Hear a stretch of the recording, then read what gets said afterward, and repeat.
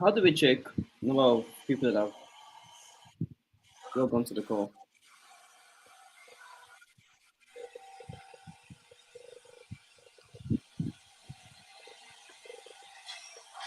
Action working. Are they working? Okay. They are.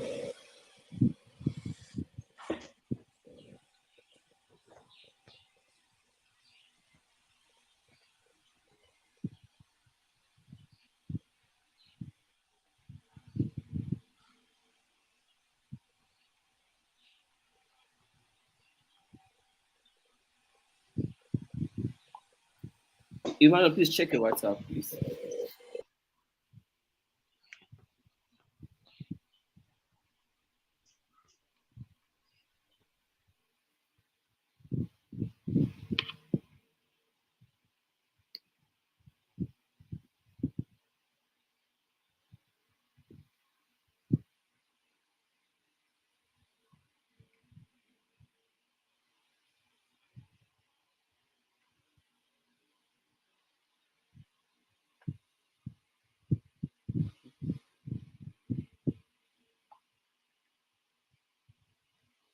So we can start now. We have people already joining the call. Hello, hello, hello, everyone on this call this morning. Good morning. Let me officially welcome you to Selar Student Webinar. Yeah, I can see that. Thank you, Emmanuel.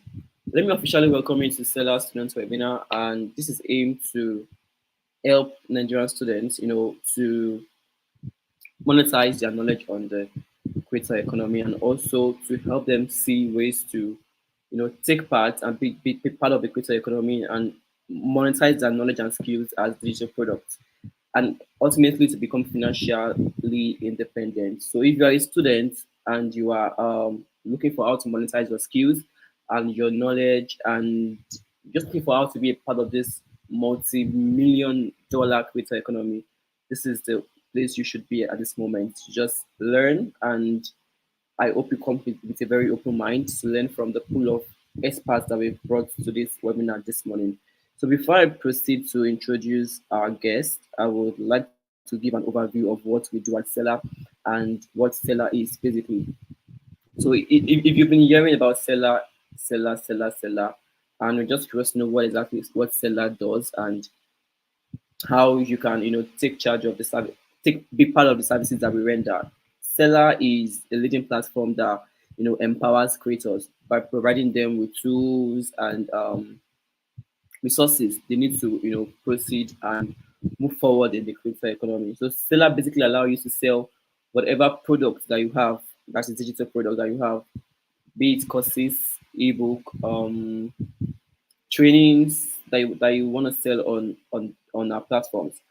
We also allow you receive tips and donations from our show love features, and um, we've been doing this for over a decade now. So this is the time I think you should be a part of the community and just leverage our platform to sell your digital products. Um, why are we doing this webinar? Because we realize that a lot of Nigerian students are actively looking for means to, monetize what they know, and they are actively looking for how to, be financially free upon graduation. So we thought about bringing this masterclass on how you can be able to, take charge of your finances, and be solid when it comes to finances by selling whatever it is that you know how to do. And I need to say this: there is something that you know that someone out there is willing to pay for. So it doesn't matter your social media numbers or your social media following. What really matters in this creator economy is having a value that you can, exchange for money, or for what have you. So I would implore you that I come here with an open mind this morning and just, learn from our experts and what they have to teach us regarding how to be of value, and how to leverage the creator economy to sell your product. So I have Treasure with me. Treasure will be my co-moderator this morning. We'll be doing this together. And I also have Tito Wanchuku. I have Eolo, data creator chief, and I have Emmanuel, who is also a marketing genius. So I'm going to pass the mic now to Treasure to formally and officially introduce our guest, and then we can kickstart with the webinar. Thank you.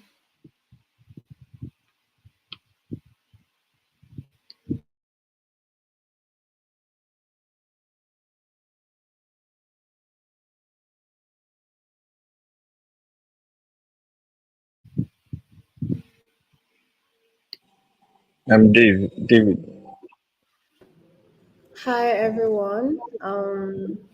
Thank you so much for joining today's session. Today, we're going to be talking about how to monetize your knowledge in the creator economy. And this is a topic that really is very important because um, the state of the economy and the state of the world right now is one whereby your skills would speak for you, right? Your skills will speak for you where nothing else does.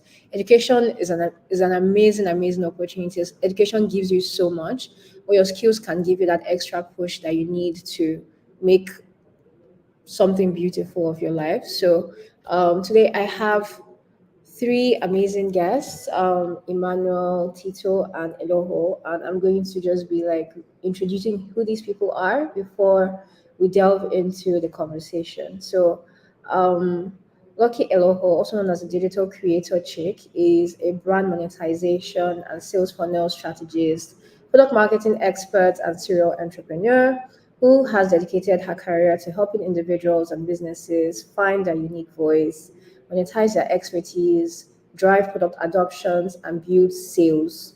So basically, Lucky helps people build successful businesses, and today she's going to be sharing with us how to build a successful business. So please just like put clap emojis on the group chat so we know you're listening and you're following along. So we know that you're here. Then we have Emmanuel. Emmanuel is a growth marketing professional who has dedicated the last 5 years to working with different brands across board. He's a product marketing manager at Selar and also leads growth at Startup Grind Abuja, a community of entrepreneurs that delivers education, connections, and opportunities to help startups grow. So he's contributing to the growth of the Nigerian or the African ecosystem, and it's an honor and a privilege to have Emmanuel speak with us today. So let's give him a warm welcome.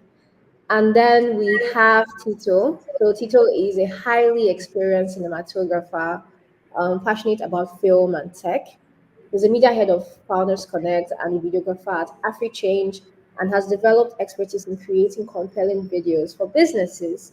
Tito is committed to sharing his knowledge with others and has recently organized a free training program through his company called the Mastermind Creatives, where young creatives can learn videography, editing, and motion graphic skills. And let's give a warm welcome to Tito as well. So yeah, we're just going to dive into the conversation um, by asking questions. I don't know if Emmanuel's still on this call. I can't see him.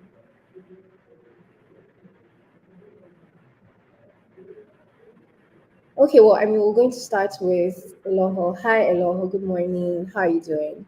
Hi, good morning. I'm fine. Thank you so much for doing this with us. It's such a privilege, such an honor to learn from someone as experienced as yourself. Thank you So, for having. so yeah, I mean, from you, would like to learn about how to like position yourself as a brand online because for many of us, we're starting to understand the importance of branding, of marketing, of selling yourself, and especially as a young person coming from school, it's really hard, especially when you don't have that much experience to like put yourself out there, right? So, just want to know, like, what role does personal branding play when you're trying to make money as a creator, and how can you build a strong personal brand? Okay, thank you for that question, Treasure. I think when it comes to personal branding, it doesn't matter whether you're a student or you are not a student. It doesn't tie to any title or any tag. In fact, I know a lot of students who are building really good personal brands and they are making a lot of money online. The key to the first, let me answer the first question. What role does it play? Personal branding play a very key role, because the truth is that even though you are selling product, or you're selling your skills, or you're selling services, you are selling this thing to people, right? And people are very biased. People would want to buy or spend somewhere where they feel like they are wanted there, or they feel like they are welcomed, or they feel like, oh, I can connect with this person. I've met some people and I don't just like their vibe. It's not because I hate them, it's not because of anything. I just say, I don't like their vibe. And I'm sure it has happened to each and every one of us. I don't just like this person's vibe. And you don't want to relate with them, right? There are some brands that I cannot buy things from and I cannot vibe with, even though I respect the people who own that brand. But because I don't like their style of doing things, or I don't like the energy that they radiate, I don't want to associate with them. So personal branding play a very huge role in the kind of people that you attract, kind of people who are willing to pay you. I've had people bought something from me and say, "Oh, I just like your energy. I just like your vibe. I like your story. The story that you shared, I could relate to it, and I feel like you understand me."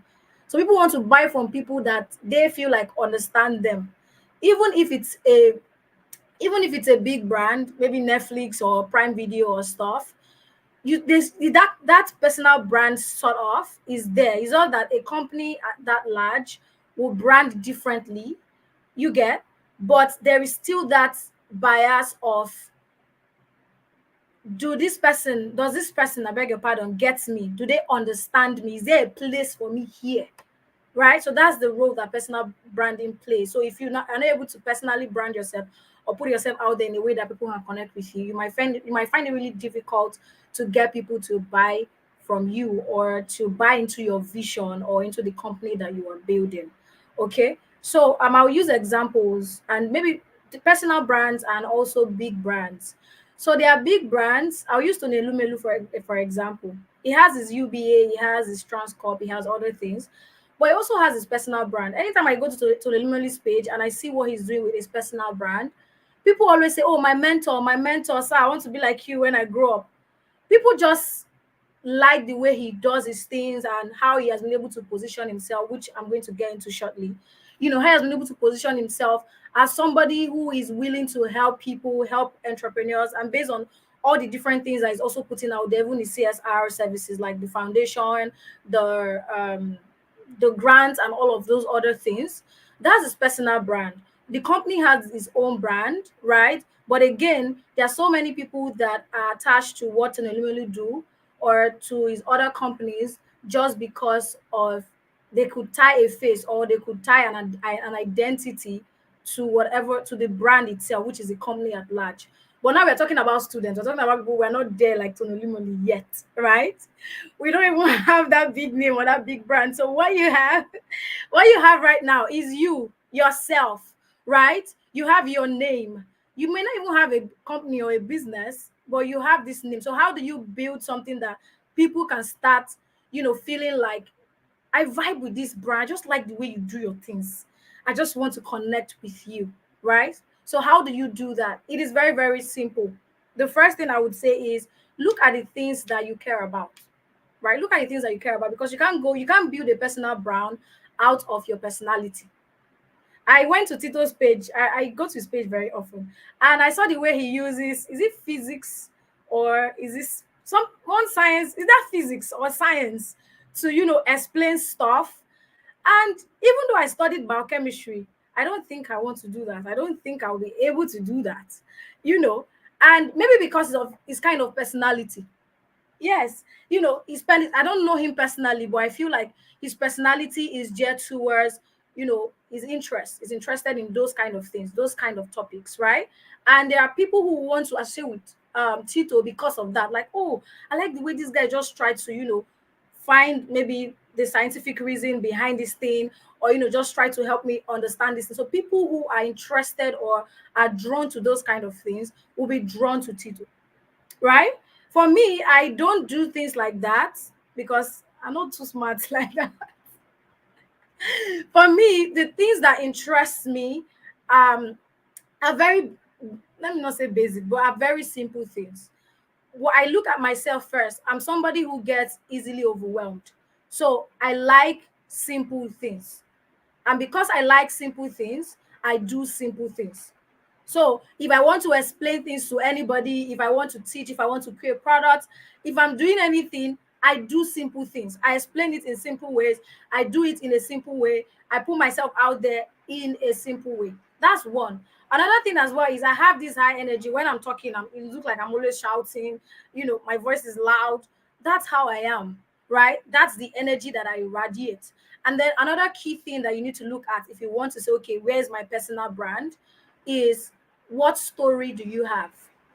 Everybody has a story. And one thing about personal brand is that it is unique. It is something that nobody can copy. I can go and copy Tito and say, okay, Tito is creating videos. I can go and copy him and start making videos, right? Or I can go and copy someone else and say, okay, this person is always doing tutorials. I can also go and copy that person and start doing tutorials. Those are things that you can copy. Oh, Tito just created a course on video editing. Me too, let me go and create a course on video editing because I can edit on CapCut. Those are things that you can copy. But personal branding is something that you cannot copy. So you have to look inward and ask yourself, what are the things that interest me, and how can I use this thing that interests me to attract people who are also interested in this kind of thing to be attracted to what I am selling, right? And then the second thing is, what story do I have? Why do I want to do this thing? Or what actually led me here to be doing this thing that I am doing? It could be any simple story. It could be as simple as, oh, I know that I know how to edit videos, but then I realized that a lot of people don't really understand this thing. One day I tried this thing, and then after trying it, I saw that it actually works and it's easier to create videos those ways. So because of that, I said, okay, there are people like me too that are struggling with this thing. Let me see how I can help them. That is already your story. And you start building your story as you go. The more things you experience, the more story you are building. So the key here is to start paying attention to your story. Everybody has a story. The only difference between me, who can share my story, and you, who cannot share your story, is that you're not taking notes of your story. You're not taking note of the experiences you are going through. You're not taking note of those key milestones, key things that has been happening in your life. That's the difference between me and you that have a story, between me that have a story and somebody who does not have a story. So you are a student right now. You have a skill. Maybe you can do copywriting. There is something that led you. Maybe you're studying law and you have copywriting skill. That's something that led you to actually started learning copywriting. And even while you start learning that copywriting, there are struggles that you might have gone through, right? While in that process. Sometimes it could be good struggles, could be from grass to grace. Sometimes it can just be progress story. It does not only have to be, oh, I was suffering, now I'm good. I was this. It does not always have to be that. It could just be progress. Like, oh, I'm still trying to figure this out. I've not figured it out yet, but this is where I am, right? Those important stories are the unique things that will make you start building your personal brand. It is not rocket science. Identify what interests you, identify your story, and start sharing these things around the skill that you have. Please, you also need a skill, or you need something like this that you also sell. So once you have those three key things, I think you'll be able to start building a personal brand. Thank you so much for sharing. I think that was like a masterful intro into personal branding. I also like the examples you gave about how everybody's different and we're going to express our personal brand based on our personality. So it's very, very key. So I'm going to go to Tito now. Tito is a creative director. Tito is a videographer. What are the key elements that creators need to focus on when they are positioning themselves for opportunities? It says international opportunities, but I also think that local opportunities when you're starting to can catapult your career. So, what should creators do, or what should creators focus on when they're trying to position themselves for international opportunities?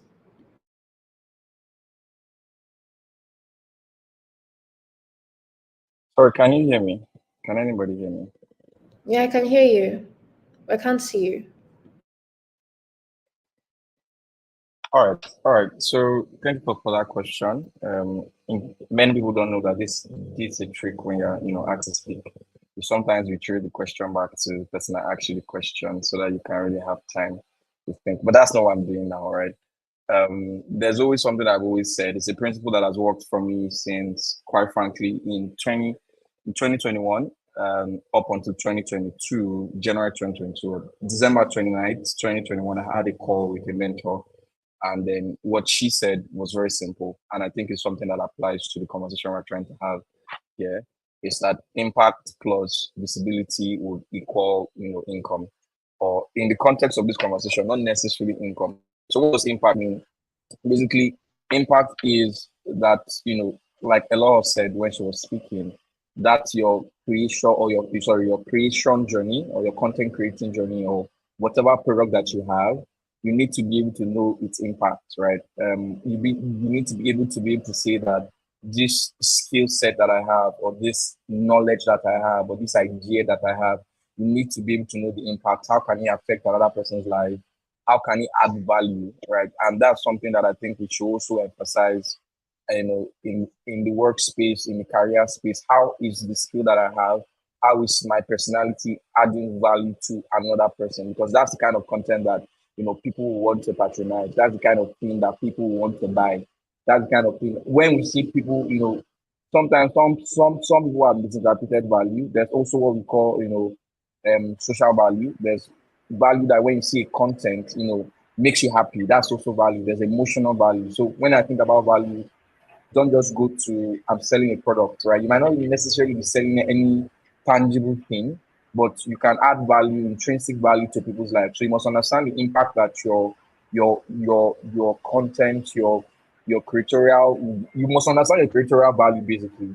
And that's where impact comes from. When you can be able to point out 1, 2, 3, 4, 5, 10, 50, 100, 200, 400 people that can say, oh, I like your stuff. And one of the ways social media has helped us measure value is, with the followers you have on Instagram or the amount of likes and comments that you have. If let's say you're a copywriter or you're a writer, the number of subscribers on your newsletter, the number of people who engage your content, or maybe you're a YouTube video creator, you could tell, right, how valuable you are. And once you can get that impact sorted, then the next thing will now be visibility, right? Because you can't be marketing air, you can't be marketing nothing, right? Visibility, just like Ella said, is branding, right? You can't brand rubbish. I might use this very, funny idea, but if I, just go and buy, or I have a bottle, a very expensive bottle of water, but there's nothing inside. I mean, the bottle is expensive, but there's no value at the end. If I buy that stuff, what's the value? So that's why I always quite emphasize on getting value and impact first before you start branding, because you need to brand something. And if there's nothing to brand, you are just going to be a fraud, right? And who is a fraud? A fraud is somebody who tells you they are promises you an outcome, or promises you, that after you buy my course or after you give me your funds, you are going to get this in return, and then you don't get it in return, and that's fraudulent behavior.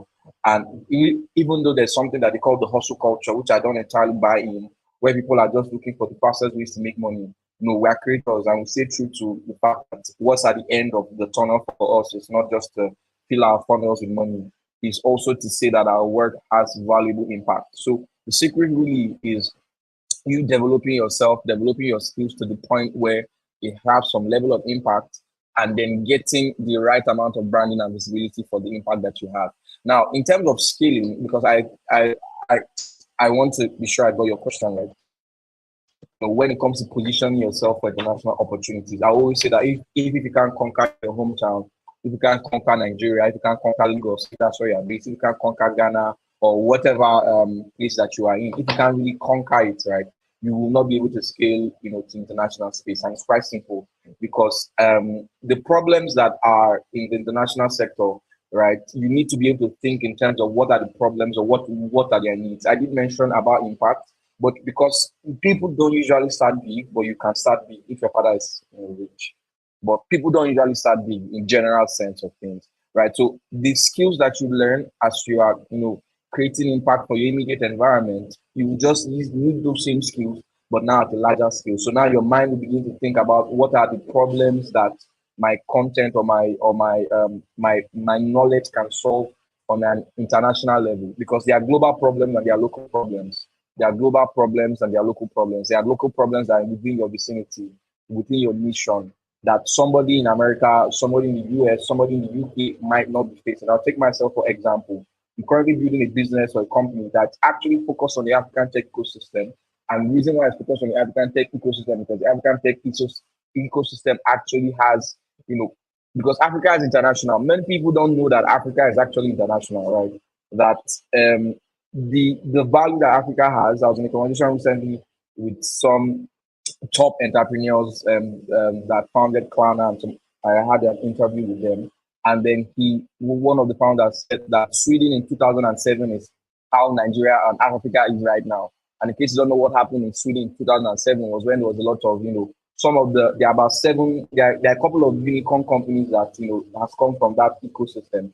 And in 2007, 2009, that's when they were starting, right? So Africa has such a great opportunity, great potential. Like also the tech ecosystem in 2015, 2014, every single person that I know or who started, learning those tech skills in 2014, 2013, 2015 today are made because there's a first mover advantage, right? So you just being able to understand and being able to own your space, being able to really, really, get some level of impact and then grow your mind to be able to see global problems, right? And so these are the things that you do because if you can't do local impact and local visibility, you will not be able to have global impact and do global visibility. So it's a stepping stone, right? So once you have been able to really, really identify the niche that you want to add value to, and you sharpen and broaden up your skills, you now begin to upskill. And because of the fact that we have the internet in the 1400s, the 1500s, the 1600s, we didn't have that level of would I say opportunity to reach the world from your home. We didn't have that level of the opportunities that we have in our generation are so amazing. Someone said that technology has, make the world smaller, but also, reduced our thinking process. And quite frankly, they have a point, right? And many of us, because of the fact that we have this information at our fingertips, we are not thinking beyond just having it, right? And you must be able to leverage the opportunities that are within your disposal. I know a lot of people complain that there are not a lot of opportunities, there are not of this, but truly, you need to be able to spot these things, right? Even though I eventually will talk about practical steps, because I know we'll talk about that. I don't really want to go into practical steps yet, but all I've said, if there's one thing you should take from that, is impact plus visibility would equal the income, the resources, the value that you really, really want to see as a creator. And I think I know one thing about every creator. Every creator just wants to find their unique audience that can really connect to the value that they're giving, because that's what fuels us really. I'm not saying that when you get paid for a course that you buy, you're not happy. You are, but it's not just about getting paid. We want that unique feedback. I'm not even talking about community building yet, right? Because that's also a factor, community building.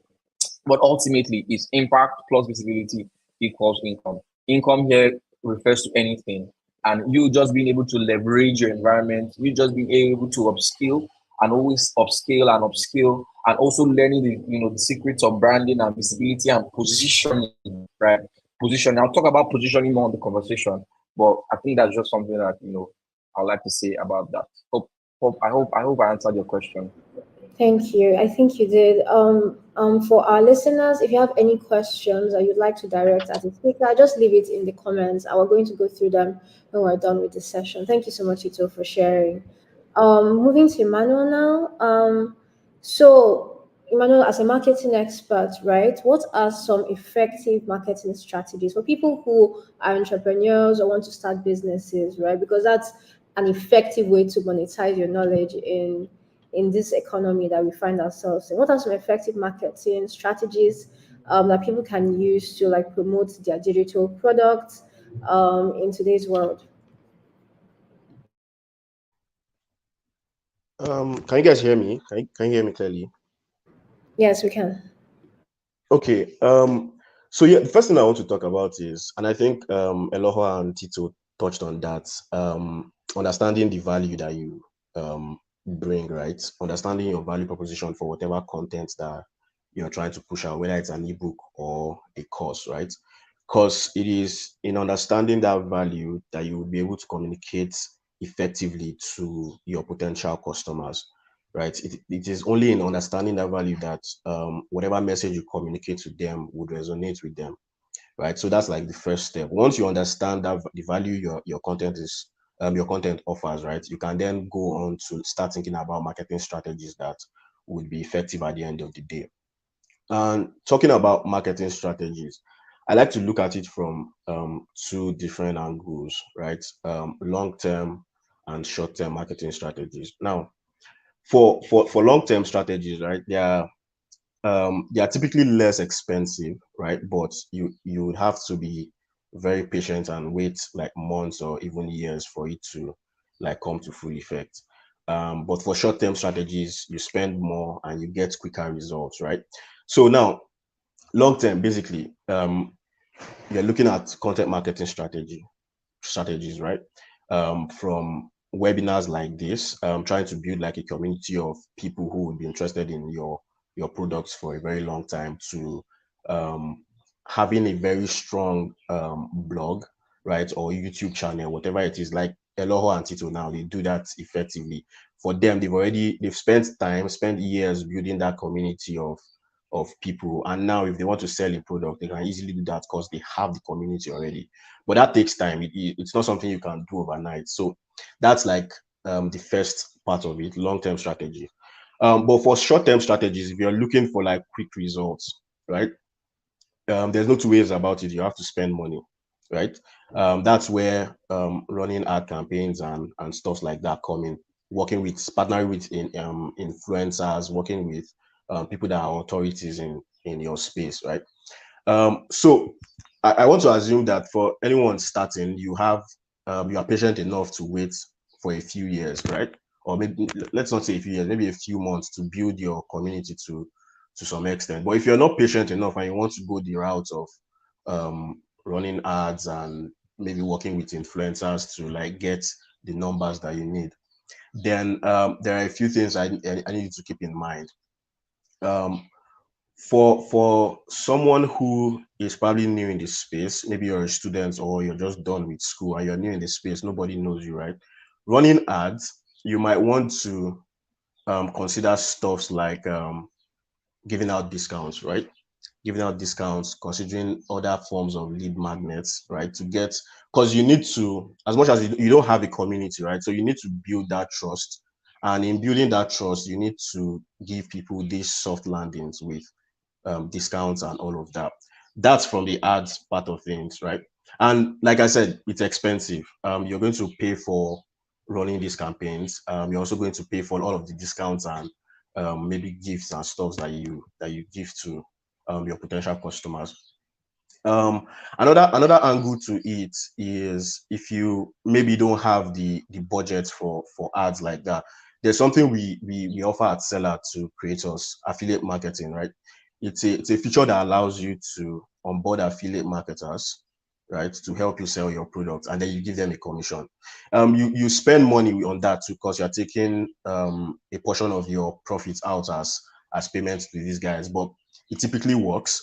So you might want to consider affiliate marketing as well, as either a standalone campaign or as part of your main campaign. Another thing you would want to do, but this one works only when you have maybe a few customers already, right? Referral programs. It's almost like affiliate marketing, but in a different way. In this case, you're using your customers to get more customers, right? Once the way I see it, once customers get value from a particular content or a product, right, they typically want to share with other people, right? Because they got value from it.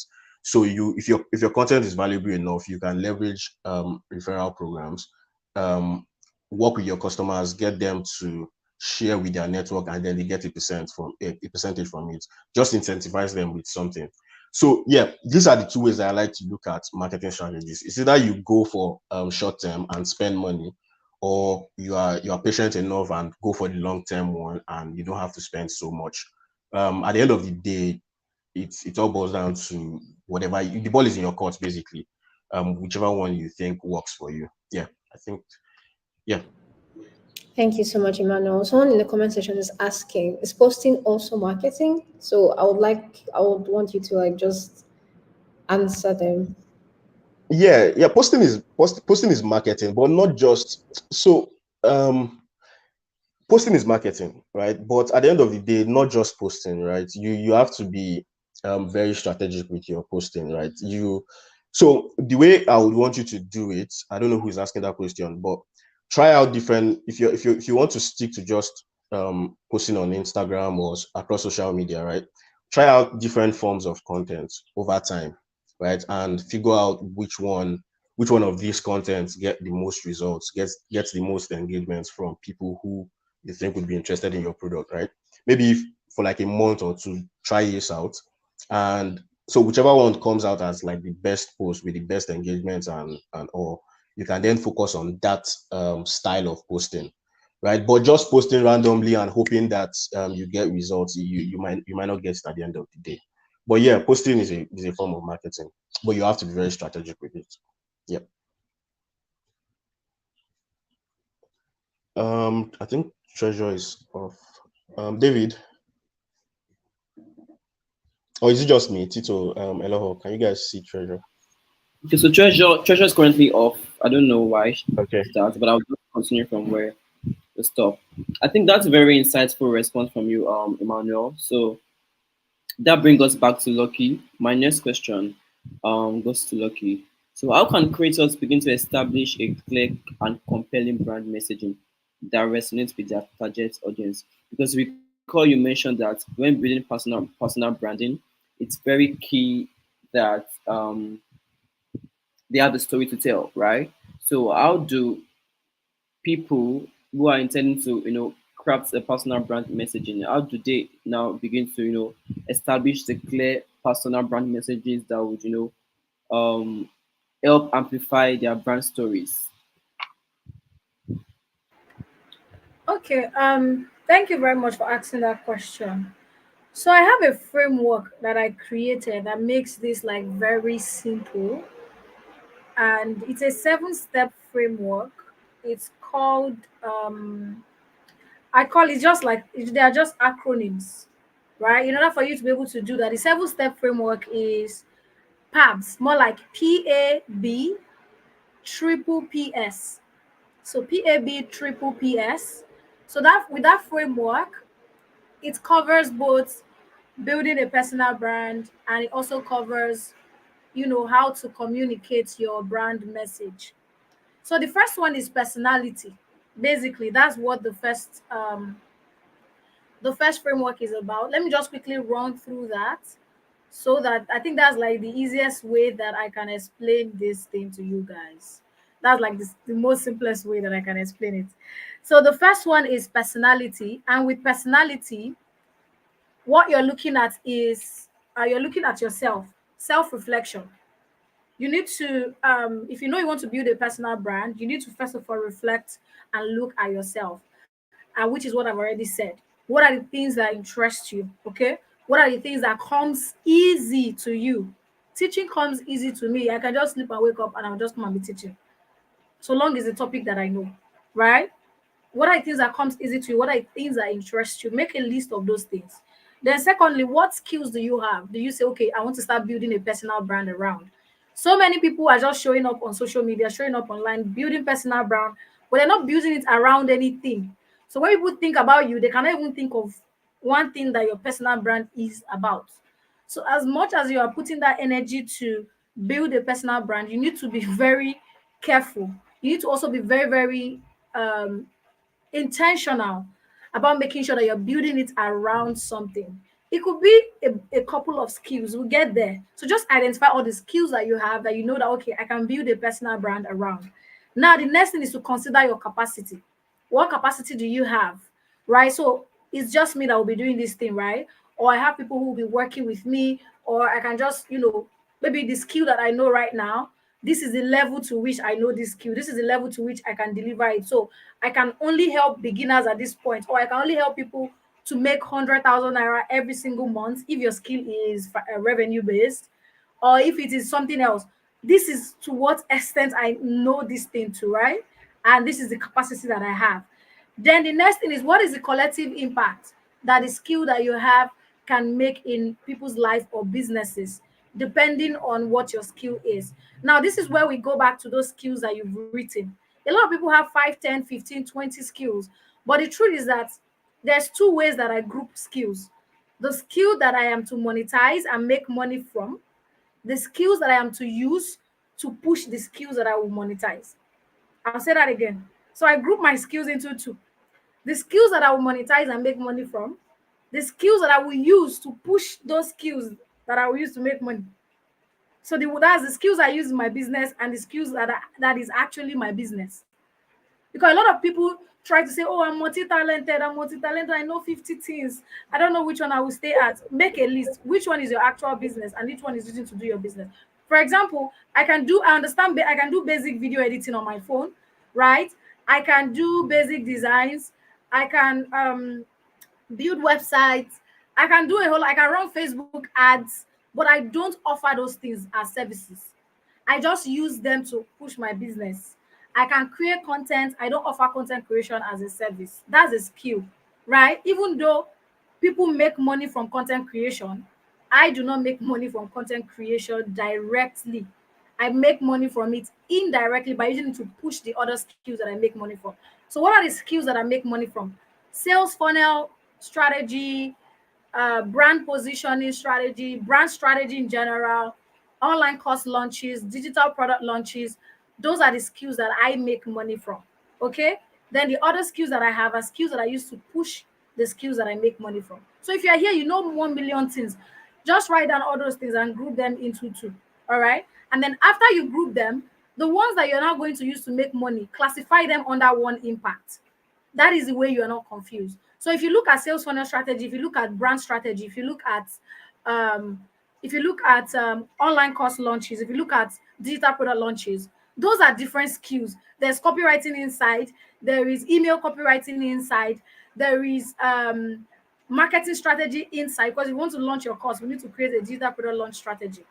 There is even launch content inside all of those things. There are a lot of things inside, but what is the overall impact that any of all of these skills combined do for businesses is to help them monetize. If you're able to create a proper brand strategy and a brand position, you can make money. If you're able to create a proper launch strategy for your online courses or your digital products, you can make money. If you're able to create a proper sales funnel strategy, you can monetize. So all of these things are tied under that monetization impact. And that is what my brand, Digital Creator Chick, is all about. So even though I have plenty skills under Digital Creator Chick, they are all tied to one impact. So this is where the personal clarity comes about. You are going to assess yourself, assess your personal capacity and all of that. Then also who you serve. Who are you going to serve based on all of these things that you've now written out? I only serve creators, service-based businesses, and anybody that renders services. If you sell physical products, I don't serve them with my Digital Creator Chick brand. That is what I want to do. And most times in identifying who you serve, it's just about looking at all of those things that I've listed and where you have more strength. Over time you can spread. You don't have to serve physical product people and digital product people, everybody together. Just start from where do you want to start. It's just like when they say, who is your ideal man? What are the things you're looking for in a man? You can write 50 bucket lists. But when I ask you, what are the things you're looking for in the people you want to work with? You say, I don't know. You have to know. You have to know based on your capacity and based on other things that I've just mentioned. I'll just run through the other ones. The other one is audience clarity, right? So this is where you know your audience, ask questions, examine them, and listen to their unspoken needs. So you need to be able to know this. Who do you want to serve?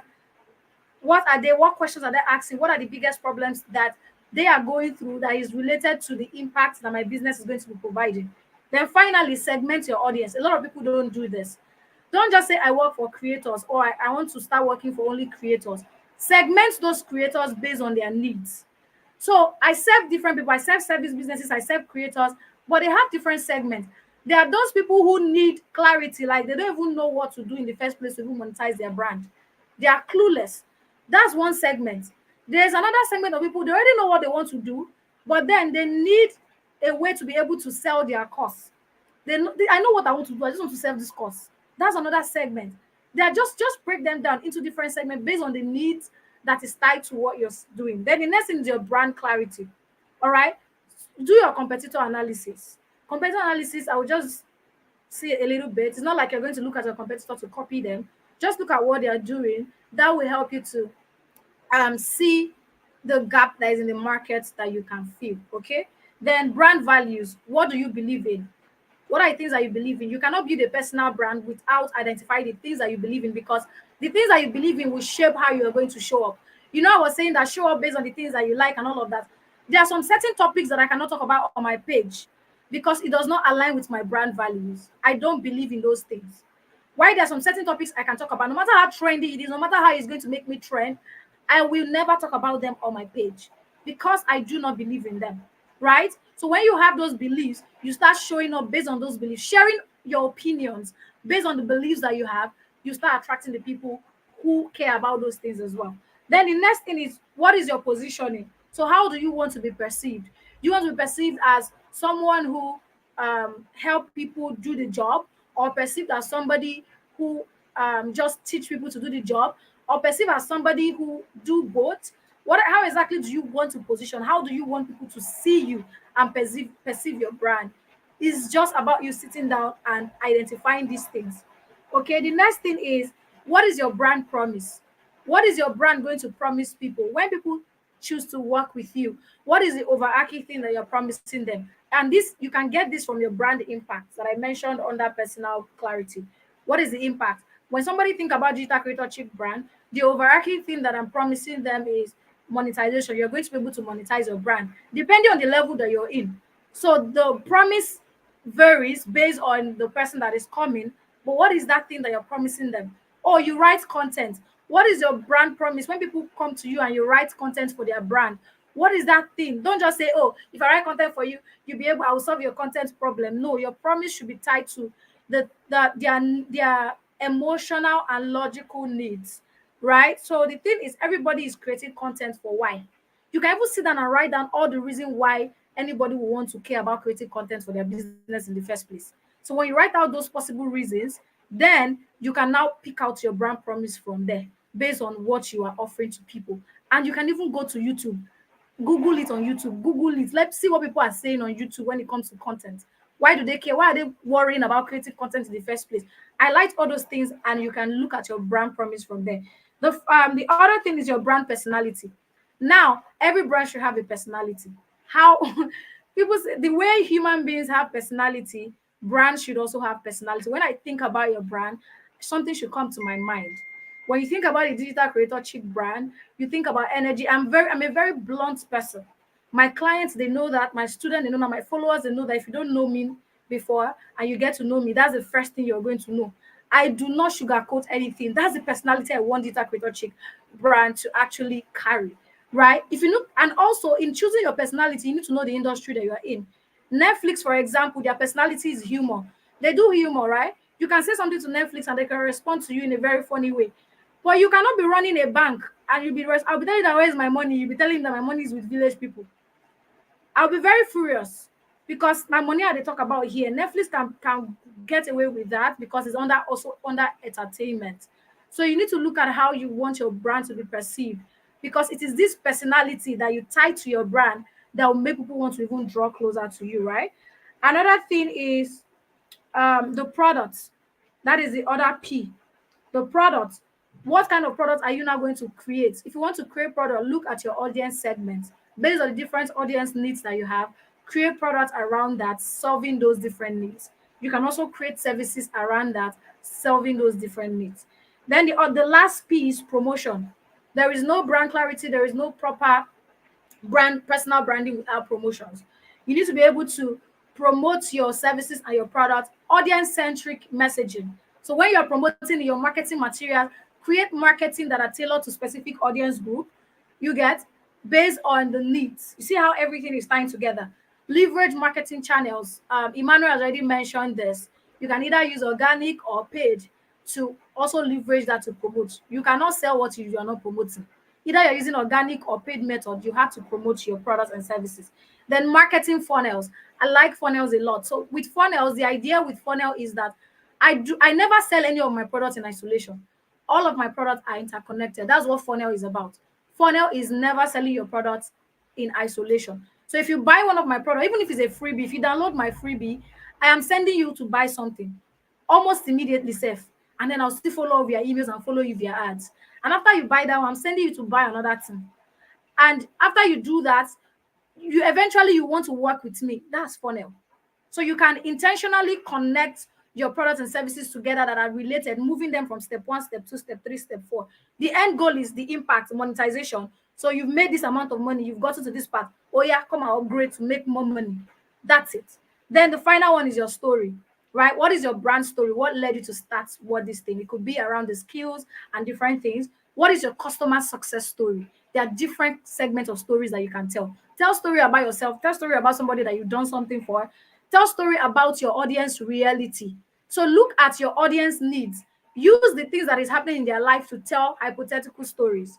Tell stories about the things that you've observed and share your opinion around that.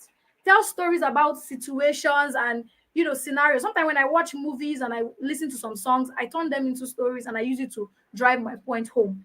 Tell your product story. Why did you create this specific product? Why did you create these specific services? So by the time you follow this framework,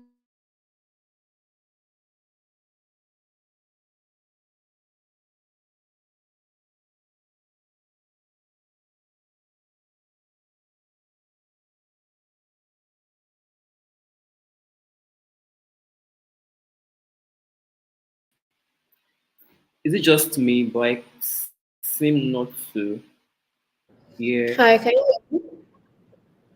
I can't hear her. Okay, I can't hear her either. I think it's the network. It's a network. I think it's her network.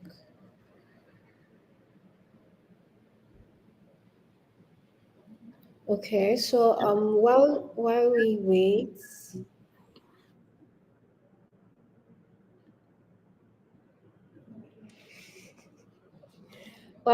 we're going to go on to Tito. So Tito, the question for you is, how do you maintain your authenticity, right? As a creator who's trying to adapt to like appealing to your audience, how do you maintain your authenticity? All right. Thank you for that question. And I'm going to the topic. Thank you for that wonderful question. Now, the question is, how do you retain your authenticity? Um, there's a term in the hip hop space. If you are into music or you are into, because of the period of my life where I used to rap, I still do on the side hustle. But there's a slang in the hip hop space when you say somebody becomes a sellout. SELLOUT. And who's a sellout? A sellout is somebody who started, rapping with, fine lyrics, hot lyrics, when they were still in the hood, conscious rap. And then because of, commercial value, they begin to change the quality of their work. They begin to change the quality of the kind of content that they put out because of the money, right? Because of so there's a tendency for creators. I've seen a lot of complaints where some creators come and tell me, oh, they no longer enjoy creating since it became a job. They no longer enjoy the act of creating because it's not that creating or that fulfillment like came when you just had 10 followers, 15 followers, and you were not bothered about views. You were not bothered about sales. You almost feel like you've lost that. But there's a simple way. I did actually write a list of things. And the first thing is to never forget your why. Never forget why you are doing what you're doing. I watched a video recently that MKBHD made. MKBHD is a popular, one of the, I think it's the number one tech reviewer YouTuber in the entire world. And MKBHD said that the work that we do as creators is a dream job, right? And in the context of his conversation, what he meant was that the kind of work we do has a tendency to not feel like work, has a tendency to not be work, right? Because we are basically doing the things that we love, right? But usually, once you start scaling and once you start getting big and once you start, running ads, it almost seems as though the unique part of that creativity or that creative work begins to dwindle, and it seems that you're just focused on money. And he said that one of the most practical advice that you can give any creator that's currently in that dilemma would be to never forget or remember why they are doing what they are doing, and to try and incorporate every single work, every single job, every single product, every single webinar, every single live conversation that you have, ensure you always add that flair and add that uniqueness to your the work that you're doing. For example, I'm going to take myself for example. One of the things that form the core of my personality or the reason why I do what I do is I always like to connect to human emotions. That's me, right? So whatever format, content format, whatever client I'm working with, if tomorrow I'm working with Meta or Facebook or Instagram, the core of all the work that I'm going to do has to always have the fact that I'm always trying to connect to the human emotion. Even if I'm doing a very serious project for an agricultural company, the idea is that I'm trying to either, pass a message to, investors, or I'm trying to, position the agricultural brand to their community. The idea for me is that that human element, my content always has to have that human element, and that's just my own, why. So you'll notice that maybe in the panel or conversation, I'm maybe cracking jokes or I'm in an interview and I'm trying to maybe get a job or get a new client and I slip that in. That's the core of one of the things that I'm really, really passionate about. So you must really need to understand your why and leverage on the fact that you're creative. A creative is somebody who is not necessarily as rigid or as structured. Let me not say the word structured because we are creative should be structured, but we are free spirits, right? We are fluid like the wind, right? We are. That's one of the things that really, really make us, that you can be a thought leader and think outside the box, right? You must understand your why, and you must understand the things that keep you hot. You must understand the things that keep you, as creatively hot and creatively sexy as possible, and not try and replace those things with new advice. I'm not saying you shouldn't listen to take you shouldn't read books. I'm not saying you shouldn't do that, but you shouldn't sell out that aspect of you because that's what makes you authentic, right? So you must understand your why, and you must understand the core of what you are doing and why you are doing it. You must understand the core. What am I doing, right? Why am I doing this thing? Or what's my mission and mission statement? I'm not trying just be to just be ambiguous. Let me use that word in the right frame. But you must understand the mission and vision of why what you're doing. I know you are not maybe a company. You might not be a company yet. It might just be you and maybe your guys, and you just maybe writing books or editing videos or just being an influencer because you're creators too. But you must understand the core of what you're doing. Why am I doing this? Is it lifestyle content that I'm doing? Why am I doing lifestyle content? And what is the thing that I'm doing? What do I hope to achieve? And it must not just be in terms of numbers. It might just not be, oh, my goal is to have 1 million followers. No, tie your goal to visible impact. Oh, my goal is to have impacted 100,000, 500,000, 1 million people and help them be the best version of themselves. My goal is to make about 2 million people laugh on a daily basis, to give them hope. If they are really speech maker, or my goal is to help 1 million businesses across sub-Saharan Africa and the nation at large to be able to XYZ, right? So you must have that clear in your mind, right? So you don't lose your authenticity. So you don't get carried away with hustle culture. So you don't get carried away because success also comes with its own rules. Success has its own rules. Success has its own issues, right? The problems that you had when you had maybe 100 or 500 followers will not be the same when you have 500k, right? The problem, 500k followers, not 500k naira. I just want to clear that out, right? That's I mean. Right. So the problems will evolve as you go. There's challenges that come with growth, but you must never forget the why that you're doing right.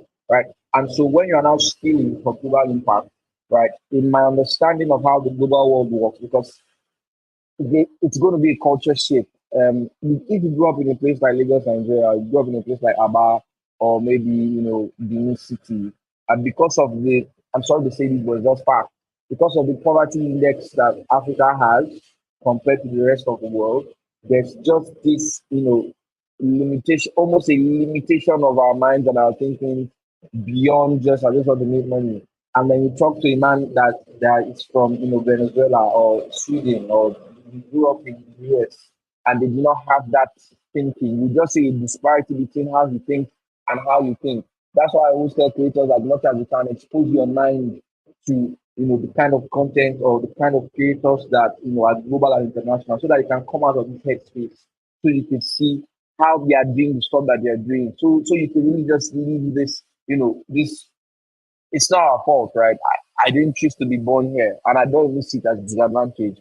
I see it as an opportunity to grow, right? But you basically need to come out of your headspace and really just come out and see the world for what it is and see how people think. I was talking to one of my bosses, one of the people I really respect, and she had she had to go to a new city and had a weekend of experiences, and she had a TED talk, and she told me how that she felt so small in, I'm paraphrasing what she said, the experiences of other people in other nations. She basically had the taste of the global world, and she almost felt as though, because she is a big shot in Nigeria, but going there almost opened and expanded her mind to see. I mean, there were conversations that people were having, and there was no context for Nigeria to even have those conversations.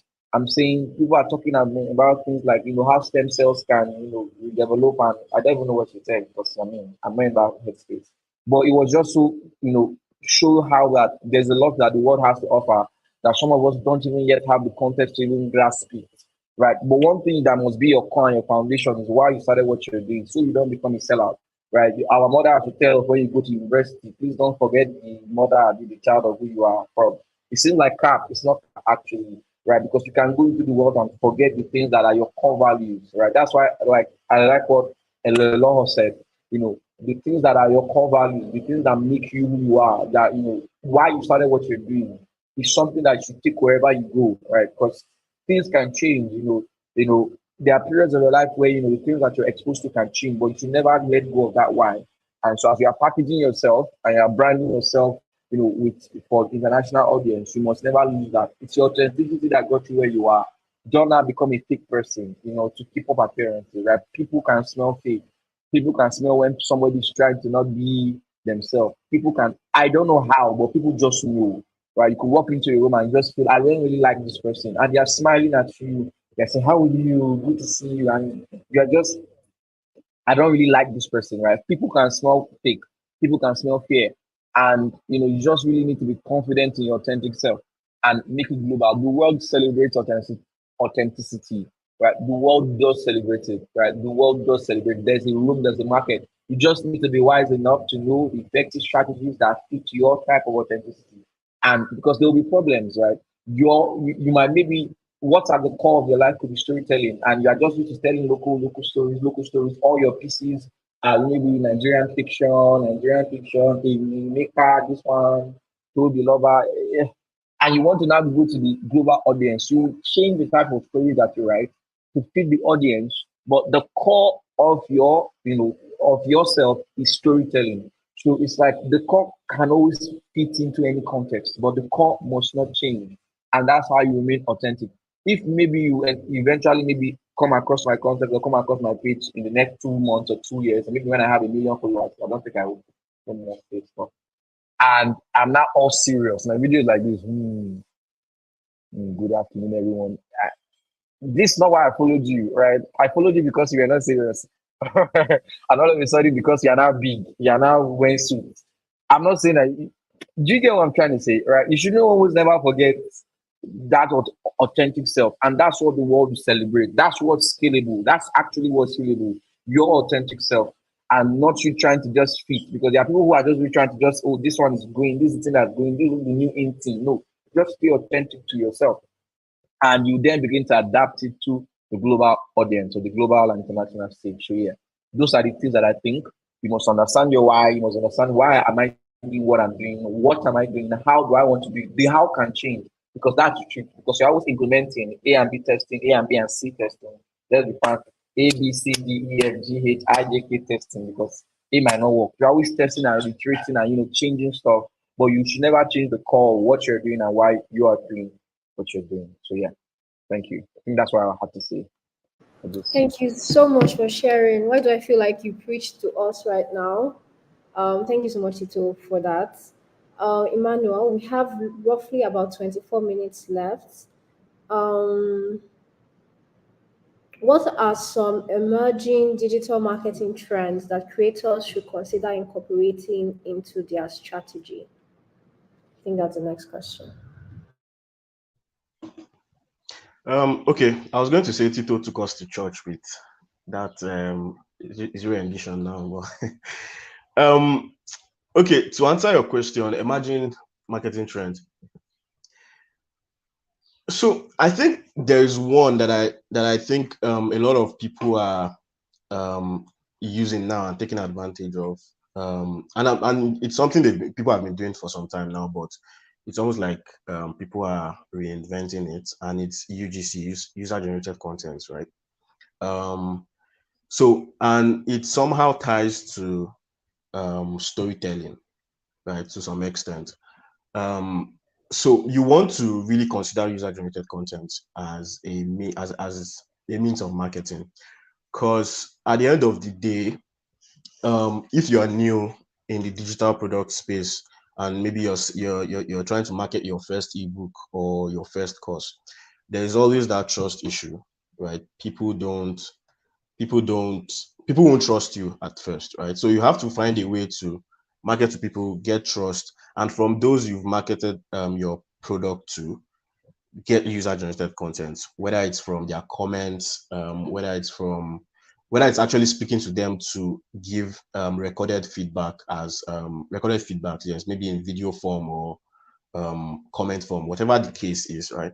But getting those contents from people, using it to promote your product to other people, would give that sense of trust, right? And get people to want to even try out your product just because they heard how valuable that product is to the other person. They would want to try it out. But just using, say, just designing a flyer, for instance, that lists out all of the benefits of like buying your digital content, or the problem that it solves, or the value that that content is going to dish out. Sometimes might not be enough, right? Especially for if you're just starting out. So getting people to actually give testimonials basically, and using that to promote your content is something that I've seen work over time, and it's something that I'm seeing a lot of brands do of late. Yeah. So I think that's one thing, one new marketing trend. It's not new, but one marketing trend that I see that has worked for a lot of people, and it's still working for people. Yeah. I hope that answers the question, Treasure. Okay, so I think Treasure has gone off again. David,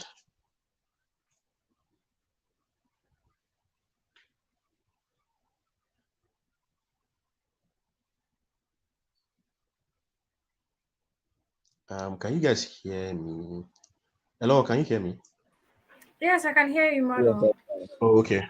So I guess you're struggling with internet. It's raining heavily, so I even got cut off when I was Ah, speaking.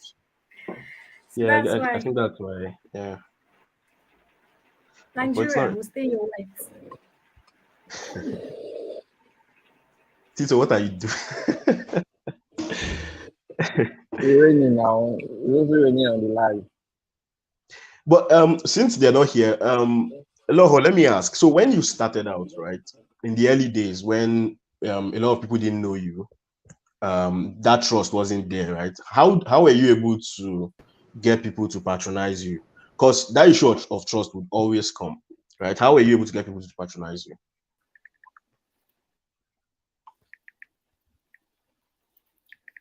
I think a lot is off too. Treasure, can you hear us? Yes, I can hear you now. Okay. I really liked that question, and I hope Eloho's network gets better because the rain is really, really heavy and it's affecting all of us living in Lagos right now. Wow. Okay.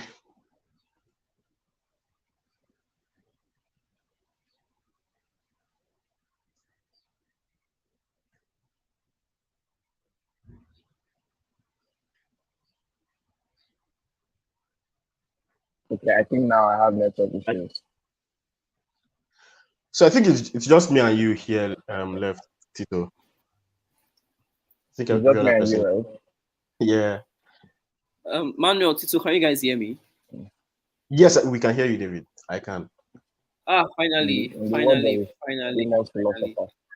I'm trying to connect my Only, camera, only. but I don't know what's wrong. Okay, good. Okay, yeah, it's I'm live trying to now. find a better lighting because it's raining really heavy rain. Um,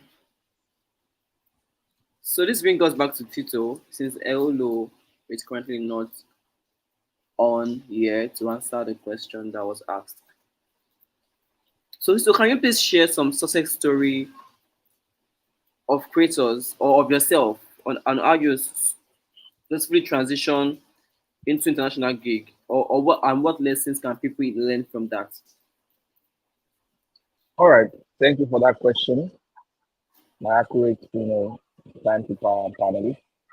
Yeah. So, even myself, it was even recently I realized that I've actually, worked with international firms. There's just it just dawns on you, right? And there are a couple of success stories that I just really want to hunker down on two. Hi, Lucky. Hello, welcome. I took your slot. MTN, MTN is being they say everywhere you go, but it comes and goes. I've been switching networks. I'm It's not really fine. sure. 5G is not G again, but that's all right. All right, yeah. So we did mention some success stories or examples of creators that are in my field, in my space that I know transition from doing local, Nigerian, let me say Nigerian because Africa is international. And then there's one that comes to mind in my space, and he's actually on Solar Creator Stories, and his page is It's Net. And one thing I like about what he did or what he began to do was that the thing that I said when I started speaking, when I spoke about impact and visibility, he was able to hone the fact that, he had impact in the space on his own first. And then he began to position himself in such a way that he could attract, other creators from all over the world. So he figured out, oh, what are the kinds of, content that creators in the US, in America, in Spain who like to watch, and then he began to do great content for that audience, right? So it's like just like I said, right? As you upscale in visibility, you also need your impact has to match visibility, right? And so he began to do a lot of upscaling. He began to do a lot of because there's a page that I follow on Instagram that helps some creators get viral. I think it's Get Viral or something, or Viral Video Club, and they teach a lot of tips on how to do the videos that can get really viral. You need to understand Instagram algorithms. You need to understand YouTube algorithms. API videos, which is where I am. So I'm going to talk from that point of view. But in your own space, in your own sphere as a creator, whether it's writing that you do or you're selling digital product, you need to know how are the big boys doing it, and how can I copy what they are doing, right? See, creativity is you just copying. You are just basically a thief. You are just a creative. Sorry, you are a thief, right? But you are a good thief. And what you're doing is that you're standing. There's one of the laws in politics, laws of power, that says that you stand on the shoulders of the giants, right? You don't always need to start from scratch, right? We are currently a phase in science or in evolution or in civilization where we are basically, reaping the fruits of the labors of men that happened 1,000 years ago. Now there's life, now there's internet, right? If a baby grows up and says, you know what, I want to start from scratch, give me stones. I want to go back to the stone age and evolve. It makes absolutely no sense, right? So we are basically building on the knowledge and information and resources that people that came before us have. So it's not really stealing. You are just gaining wisdom from them. There's a book that I recommend, Still Like an Artist by Austin Field. Really beautiful book. It helps you know because creativity is basically you are mixing. Nobody really can create all the things that we are using, the words that we are speaking. I did not create English. You did not create English. We picked it up, right? The writing that you're writing, right? The style of writing, you will see that it's influenced by the people that you read. So all the creative endeavors that we are doing, we are basically just, adding our own personality and flair to the things that we love to do, right? So you must know how to, look at what the big boys are doing and imbibe a culture from them. And then there's this other person who also does videos and motion graphics that kind of blew up sometime last year. I think his name is AK that Wicked. I follow him too. I don't know why his name is Wicked, but it's a wicked guy. But he began to target top companies and began to he did a video for Spotify and he began to focus on the kind of content that those kind of companies are willing to pay for. And he did stuff like that. He did a lot more stuff because I know I followed him when he blew. So I don't know his pre-blowing era. I just really went to check out his previous content. And I know that that's somebody who's very quite intentional about community building because he talks a lot on Twitter. And then the videos, he not only does the content, he also shows us the process in which he's doing the content.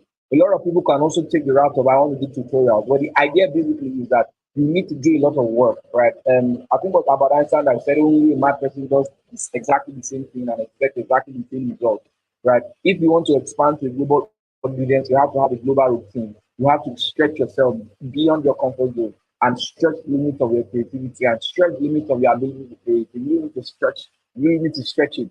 And for example, maybe this might not be the right idea, but what I want to do really for the kind of business that I'm doing, I want to identify top African tech companies on Nigeria. I have already done that. So it's something I'm ready doing, and then begin to create a product that will fit their video marketing needs, right? And that's the niche I'm going for. I'm not going for, I don't want to do content for other creators. I don't want to do content for people who say, well, I like the video. How did you do it? The kind of people I want to do content for are people that just raised $2.5 million, are people that just raised $500 million, are people that just did their Series A, Series B, Series C, Series Z. That's what I'm trying to position myself. And then what I'll now begin to do is that what are they looking for? What is their lingua? How do they speak? Where are they? What events do they attend? What are their needs? And as I just take their needs and craft videos or craft content and craft a proposal for them. If you want to work in a national company, maybe there's an AI company that you're eyeing, don't just send them a mail, don't just send them a post on LinkedIn. Make sure you do some work that is going to add value to what they are trying to do. And then that will be your door of what transfer. That will be your opening, right? That will be something that you use to open the door, right? So don't just say, oh, don't just talk, show, right? That is how actually practical tips. Don't just talk. We are creators. We don't just talk, we show. We show our work. If your CV is only my name is this from 2019 to 2022, I work, you show us what you have done, and we'll talk about the impact of your work. Oh, because of the work that I did at this so company, I was able to increase followers from 2K to 50K because of the type of content that I'm doing, right? To show your work, right? And expand your mind to the kind of people that you want to be. So that's really how you scale. I just mentioned two people that actively embody this and took on challenges that they did not normally take before. And this kind of mindset will ensure that you are consistently scaling, will ensure that you are, because the market is evolving. The market always evolves. You really need to know how to evolve and consistently scale in the kind of content and the kind of work that you're doing. And that's how I think you can really secure international audience. One way you can test if you are really ready, if I cannot secure Mr. John that works in VI or a your demographic in your vicinity, you are not able to add value to them, it will be almost tougher to do that to somebody who doesn't even have any connection to you. It's in another country. So you basically need to know how to, you need to come out of your comfort zone. You need to stretch. You need to expose your mind to proper information and you need to be ready to do the work, right? And implement effective strategies. Implement effective strategies. Thank you very much. Thank you very much, Tito, for sharing that insightful update with us. Hello, you have a question from one of our listeners. They ask, how do you build different brand personalities on different platforms? That that is, you're a designer on Twitter, but you want to be a waiter on Instagram. I'm guessing they're asking, how is Uh, it possible to have different personalities on different social media platforms to that's different not really audience? personality. If you are a designer, being a designer, being a writer, those are two different brands. Those are like two different skills that you offer. You are serving two different audience segments, right? Two different audiences. Now, there are two things that you Yeah, can do. You can be a writer on IG and be a designer on Instagram, but you cannot do that with one name. Because if I come to Instagram, digital creator chic on Instagram should be digital creator chic on Facebook, should be digital creator chic on Twitter, on LinkedIn. Yes, the personality can be different. So I think you're mixing it up. You're mixing it up here. But what I offer as digital creator chic on Instagram, on LinkedIn, on Twitter, they are all the same thing. But you can serve different audiences on those platforms. Let me explain. Like for LinkedIn, for example, the way that I position myself on LinkedIn is geared towards helping service businesses more and startups and service businesses. So LinkedIn is where I just share my opinion and all of that. As Lucky Elo herself, not even digital creatorship. So because of this, I created a LinkedIn page for digital creator chic that will still represent digital creator chic. But Lucky Eloho is different from digital creator chic. As Lucky Eloho, I do growth marketing, I do product marketing. That's what I am as Lucky Eloho. But as digital creator chic, I do more of brand strategy and brand monetization and sales funnels. But does that mean that I cannot use that skill sometimes as Lucky Eloho? I can. But you cannot take different services or different identities and just be having different identities on different platforms. But in terms of personalities, personality is how you appear, how people perceive you. Personality is not what you offer people. So I think you're mixing it up. So on LinkedIn, I will not say I'm more soft, but for lack of word, I would say I'm more soft on LinkedIn because LinkedIn is sort of like a professional place. So the way I put out stuff on LinkedIn changes a little bit compared to how I put out stuff on Instagram. Now, this does not mean that I'm changing my personality. I'm only adapting to suit the audience. The way I tweet, the things that I tweet is a little bit different. The way I tweet it, because Twitter people, they are very raz kind of people, sort of. They are free, they are carefree.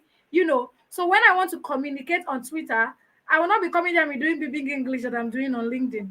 Not that people on Twitter don't understand big English. They understand big English, but they are not there for big English. They are just there to just in a very free kind of way. So I try to now adapt to the audience there, but I am still digital creator chic. So if you want to be a writer, you want to be a designer, there are two things you can do. One is to look at how writing and designing can meet and then offer them as services. Then number two is to offer them as different things, as a different brand. You can have a writing brand and a designing brand.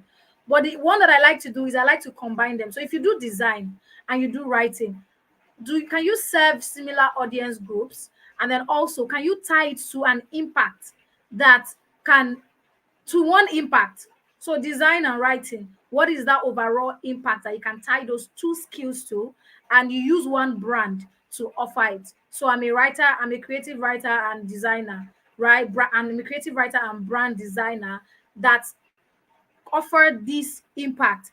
And that impact, so whether it's design I do for you, this is the impact. Whether it's writing I do for you, this is the impact. So that's how you can tie them together. But if I come to Instagram and I'm searching for the creative writer, or I'm searching for, let's say your brand name is the creator, right? Tito the creator, for example. And if on Instagram, Tito the creator, I know you as a graphic designer or a brand designer, and I go to Twitter and I see Tito the creator, and the creator that is a writer, I would think is another Tito. I will not know that it's the same Tito that is on Instagram. So you cannot do that. I don't know if that answers it.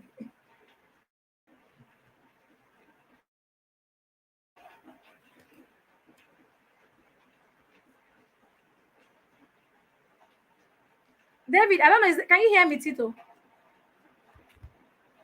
I can hear you. I can hear you. Okay, I I think think David is David frozen. has oh my god. I think I've had the best network on this call since. How You want far to behind start? our You want time to already? start So raking? we like to get like Nigeria is just a very, I don't know. Can you guys Yes, Tito? yes, we can. Yes. We can hear you, Lucky, I David. can hear you. I can hear you. great, finally. So Oh I my was god. talking about rerounding up due Okay. to due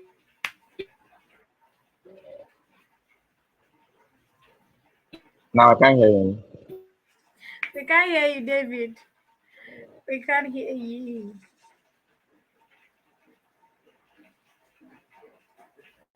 to the Uh, network.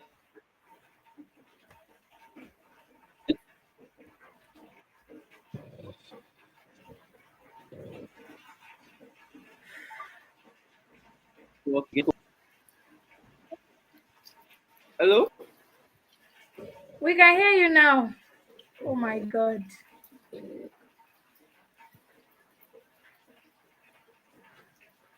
What a day. Tito, hello? I can hear you, David. Ah, great. So I just think we should round up already because of the network glitch that we've been experiencing. So I would, like I said earlier, we would like to have your last word on how these creators can begin to monetize their content, and just be solid when it comes to monetization. Hello, you are hello. So can we have your last word, please? As my network remains the upstanding, because I don't think I've logged off this call. So is that Yeah, so MTN? last word, yes, MTN, Wow. 5G. Apparently, Starlink isn't working as optimally in Nigeria also. So our problem is spiritual problem, network wise. But yeah, so practical tips, I'll just say last words I to be as I saw. practical as possible. To be as practical as possible, you need to create an international resume or an international portfolio.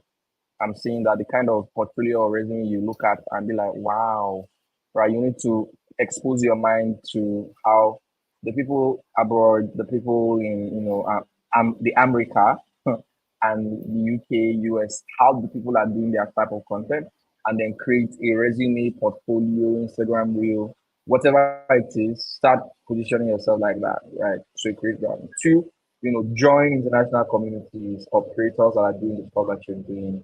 There's something called tech Twitter. You could be on there's tech Twitter NG, there's tech Twitter global. Follow people like Elon Musk, follow people like, people in your space, in your field, but doing it in another level. You need to be able to know them, right? You need to know the people who are creators in your niche that are also international, and follow them.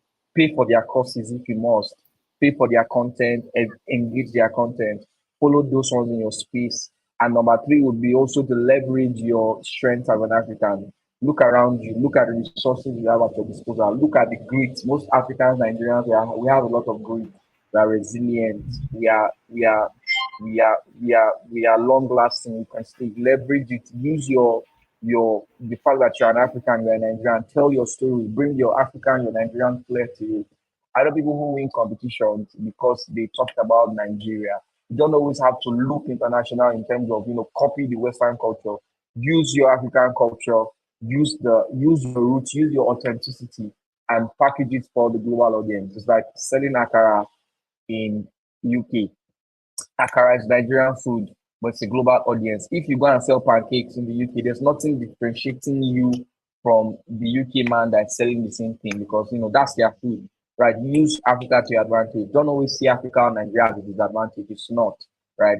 And then begin to send pitches, join community, send pitches. You could do a lot of free work because you're benefiting a a new market, do free work, say, oh, reach out to your favorite content creators that are, international, and say, oh, how can I add value to your team?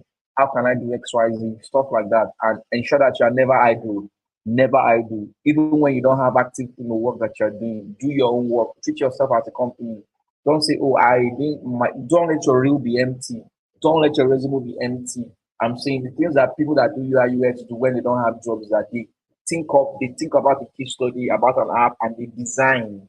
Right? The app does not exist, but they have a design for that. Think like that. Never be idle. There's always work to do, right? And if nobody employs you, employ yourself, right? If nobody, because it's based on work that you do that you can convince people this is my capacity. So, as you are learning, make sure that you have context to practice the things that you're learning. So yeah, thank you very much. I think that's the last thing I'm going to say. I think I said a lot, right? But thank you very much, David. Thank you, Selah, Thank you very much, for that. Tito. Thank you for that insightful note. Eolo, do you want to give your last word before we call this a day?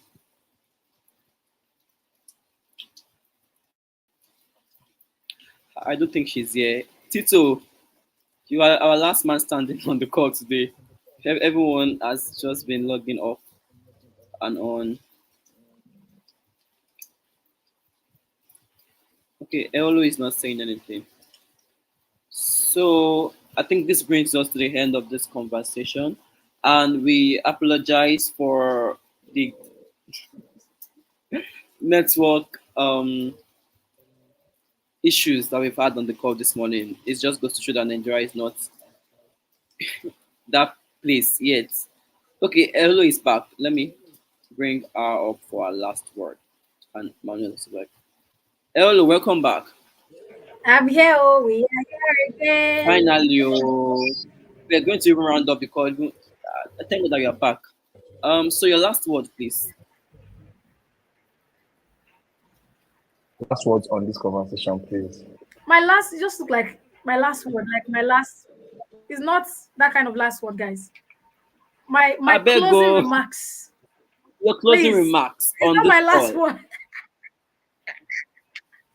Yes, please. My closing remarks. Um, is there anything else I want to say that has not been said already?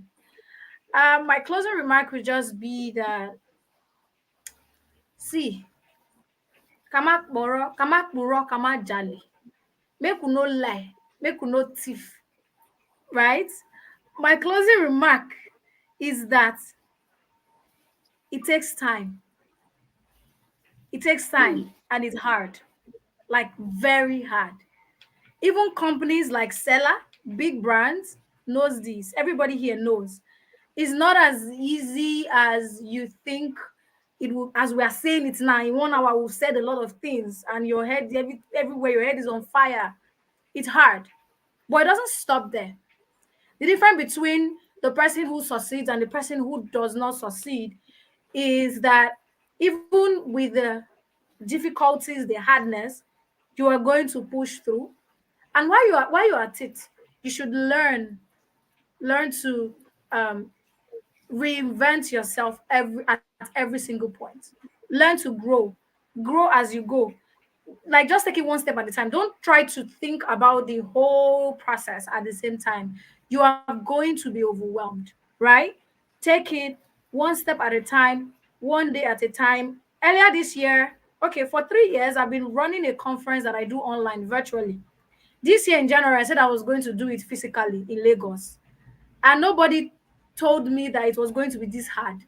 And I even I go and told myself that with 500 people that we want physically, 1,000 people virtually. Registration have started. We are getting to that number. The number is not even what is even the hard thing, right? The hardest thing is preparing, making sure that the hall is set, making sure that, oh, that day is not going to flop. And as we're getting close to that day, it keeps getting harder. Like, oh, we get to this point, there's no money again to do this thing. Yesterday, literally, I was just lying on my bed. I'm like, hello, Alpha, if you cancel this thing, nobody go beat you. Just cancel and go offline. That was just what I was thinking about. Like, cancel this whole event and just go offline for like 2 months, 3 months, and then you come back and come and beg. That was what I literally was just telling myself that yesterday night. I was like, Jesus, I don't want to do this again. I'm tired. Because I was thinking of the money. They just sent me one invoice yesterday, and it be like someone run mad. But again, I looked at it like, if I run away and then I come back and then I want to do anything again, nobody's going to take me seriously. So whether it turns out how I have envisioned it or not, I'm going to push through to the very end. And that event is going to be happening in June. Right? So the same thing goes for business. The same thing goes for you running your business or doing anything. It's going to get hard. There are times when you will not get clients. There are times when you will show up. It looks like Instagram is after your village people is after you. There are times when you even invest money and you will not even see the return on investment. So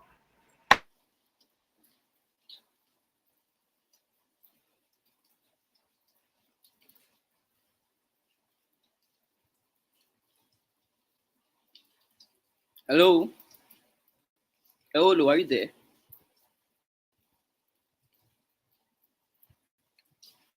Iman, can you hear me? Emmanuel, can you hear me? Yes, I can. I can hear you. I think it's our network again. So, Yeah. do you want to give your parting words, Emmanuel? Yeah. So the only thing I would say is I'm going to speak from like a marketing standpoint, right? In whatever you do in trying to like create your product and pushing it out to the market and getting people to patronize you, I think that one thing you want to pay attention to is your value proposition. That is what will get people to buy your product at the end of the day. So in creating your marketing content, your marketing material, in trying to reach out to people, all that should be in your head is that value and how you are going to communicate it to them. I think that's what will get you to. Elo mentioned that it's really hard. Yeah, right. It is, right? But what will help you and get you to like your destination quicker is if you're able to like pitch your value proposition to people. It makes things a bit easy. But if you're missing the points from the very start, then it becomes even harder. So yeah, just focus on that. Yeah, that's all I have. Thank you very much, Emmanuel.